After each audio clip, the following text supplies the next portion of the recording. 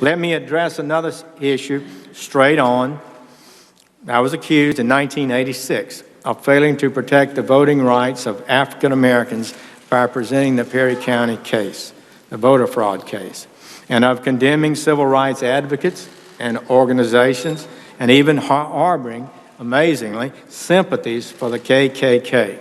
These are damnably false charges.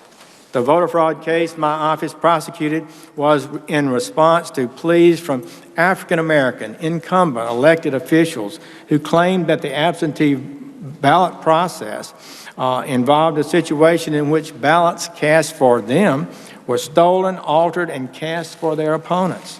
The prosecution sought to protect the integrity of the ballot, not the block voting. It was a voting rights case.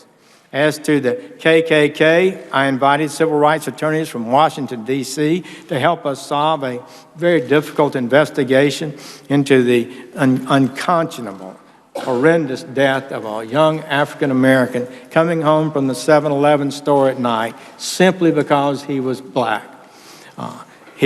Michael Donald, and actively backed the attorneys throughout the case, and they broke that case. That effort led to a guilty plea and a life sentence in court for one defendant and his testimony against the other defender. There was no federal death penalty at the time. I felt the death penalty was appropriate in this case, and I pushed to have it tried in state court, which was done.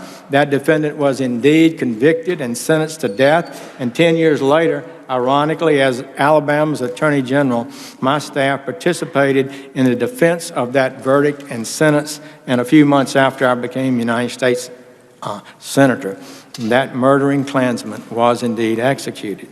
I abhor the Klan and what it represents and its hateful ideology. I insisted Marsh Dees of the Southern Poverty Law Center and his lawsuit that led to the successful collapse of the Klan, at least in Alabama, the seizure of their building, at least for that period of time. As Civil Rights Division attorneys have testified before the committee, I supported fully their historic cases that the Justice Department filed to advance civil rights and that I supported, including cases to desegregate schools, abolish at-large elections for cities, county commissions, and school boards. These at-large elections were mechanisms used to block African-American candidates from being able to be elected to boards and commissions. It was a deliberate and part of a systemic plan to reduce the ability of African-Americans to have influence in the election and governing process.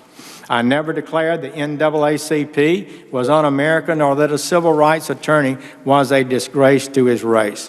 There is nothing I am more proud of than my 14 years of service in the Department of Justice. I love and venerate that great institution. I hold dear its highest ideals. As God gives me the ability, I will work every day to be worthy of the demands of this august office. You can be absolutely sure that I understand the immense responsibility I would have. I am not naive. I know the threat that our rising crime and addiction rates pose to the health and safety of our country. I know the threat of terrorism. I deeply understand the history of civil rights in our country and the horrendous impact that relentless and systemic discrimination and the denial of voting rights has had on our African American brothers and sisters. I have witnessed it. We must continue to move forward and never back. I understand the demands for justice and fairness made by our LGBT community. I will ensure that the statutes protecting their civil rights and their safety are fully enforced. I understand the lifelong scars borne by women who are victims of assault and abuse. And if I am so fortunate to be confirmed as your Attorney General, you can know that I understand the absolute necessity that all my actions must fall within the bounds of the Constitution and the laws of the United States. While all humans must recognize the limits of their abilities, and I certainly do, I am ready for this job. We will do it right. Your input will be valued. Local law enforcement will be our partners. Many friends in federal government that I've had in law enforcement will be respected. I've always loved the law. It is the very foundation of this country. It is the exceptional foundation of America. I have an abiding commitment to pursuing and achieving justice and a record of doing that. And if confirmed, I will give all my efforts to this goal.